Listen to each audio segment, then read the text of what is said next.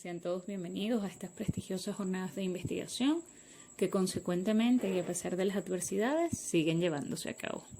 Les saluda Maoli Amaro Mesa en representación de la Universidad Nacional Experimental Simón Rodríguez, Núcleo Barquisimeto. Quiero presentar ante ustedes mi disertación que lleva por título Formación de formadores desde la inteligencia espiritual, aportes emergentes vivenciales, que surge desde mi inquietud como investigadora sobre la comprensión del proceso de pensamiento, porque indiscutiblemente este tiempo en resguardo nos ha llevado a valorar la condición de ser social que tenemos los seres humanos, y es desde la adultez donde van emergiendo situaciones que nos generan cuestionamientos y diatribas sobre nuestra existencia y cómo sobrevivimos a las adversidades. Escritores como Good y Bromfield, por allá en 1983, señalaron que el ser humano en su adultez desarrolla algo llamado acomodo y servirá de proceso adaptativo para su accionar. Es entonces cuando Gardner señala que sí, indudablemente existe un proceso de acomodo y que esa capacidad de enfrentar las situaciones está definida como inteligencia. Y si bien es cierto que todos la poseemos, también es cierto que está determinada por las necesidades biopsicosociales de cada quien y se acentúa conforme a tres pilares de acción: la creatividad, el marco cultural y la escala de valores. Es decir, un asunto múltiple y multifactorial. En medio de estos avances en el campo psicoeducativo surge la propuesta de Goleman sobre la inteligencia, donde declara que esta no es un proceso única y exclusivamente racional, sino que está cargada de un componente emocional que va a determinar la gestión de sentimientos y el control de las emociones propias y ajenas. ¿Ajenas? Sí, ajenas. Pues el hecho de ser seres biopsicosociales nos induce a situaciones de empatía, donde la emoción del otro es tan válida como la propia, y saber identificarla, comprenderla y accionar, y en muchos casos reaccionar, nos hace partícipes de un cúmulo de elementos que son necesarios para comprender los contextos. Es en este punto cuando la resolución de problemas o la confrontación nos lleva a la inteligencia espiritual, pues desde nuestro significado, nuestras virtudes y nuestro esquema de valores podemos identificar cómo asumir acciones o contextos significativos para nuestra vida. Desde marzo de 2020, las inteligencias múltiples propuestas por Gardner, la inteligencia emocional de Goleman y la inteligencia espiritual de Zohar y Marshall, han sido protagonistas de nuestra vida, y es que este tiempo en cuarentena nos ha confrontado con lo elemental del ser humano, y es entender el valor de la vida misma, que trasciende lo racional, lo emocional y nos conecta directamente con lo espiritual.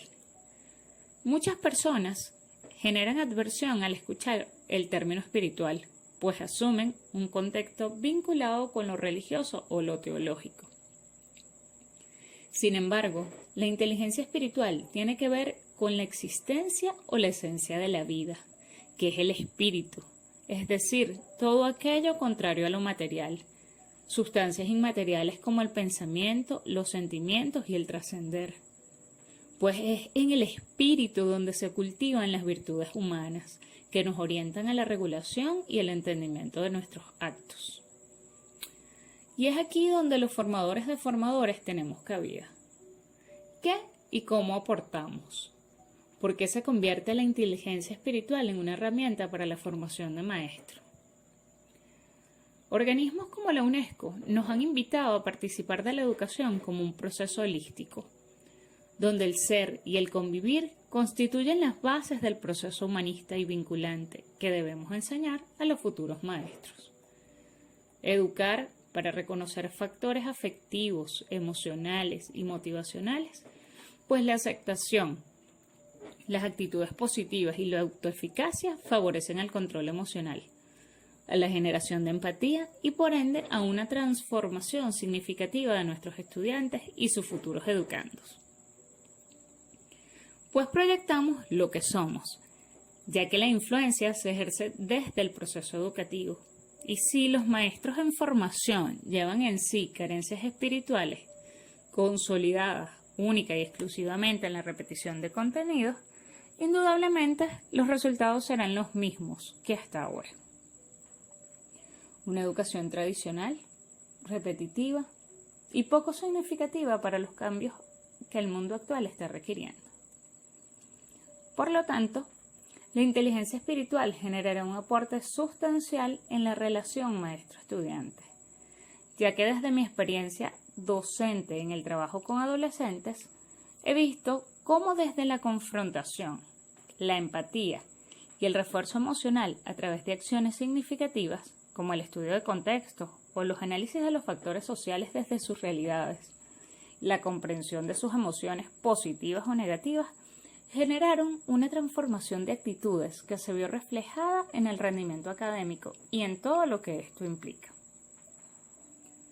Mediante el registro anecdótico, invité a varios colegas a sumarse a esta iniciativa, que a pesar de las adversidades, han generado resultados positivos tanto para los maestros como para los estudiantes. Ahora bien, ¿se ha aplicado esto en la universidad dentro de la carrera de educación? Sí. Mediante procesos reflexivos y de introspección, he ido avivando el cuestionamiento de las actitudes de los estudiantes y de sus maestros, e invitarlos a reconocerse en ellos ha generado acciones y reacciones que han trascendido desde lo emocional hasta lo espiritual. ¿Somos realmente los maestros que nos hubiese gustado tener? ¿Hasta dónde hemos llegado? ¿A quién nos parecemos? Asumamos esa inteligencia espiritual propuesta por Goldman, que sirve para experimentar simultáneamente la perfecta conexión entre cada uno de nosotros y el mundo en que vivimos. Entendamos las 10 formas que, según Busan, la inteligencia puede despertar en nosotros. La visión global y de la vida, el propósito de acción, el desarrollo de la compasión, la caridad y la gratitud, el poder de la risa y de vivir en actitud de entusiasmo, el amor ilimitado, el sentido de aventura, la confianza y la sinceridad, la importancia de la paz, los rituales espirituales y el poder del amor.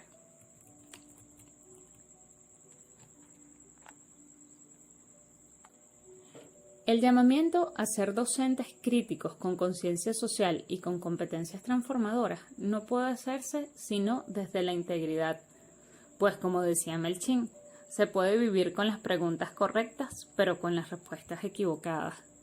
Entender que no hay recetas. Se trata de volver al génesis, al exégesis de la docencia, que no es más que la reflexión de la práctica docente desde la cotidianidad.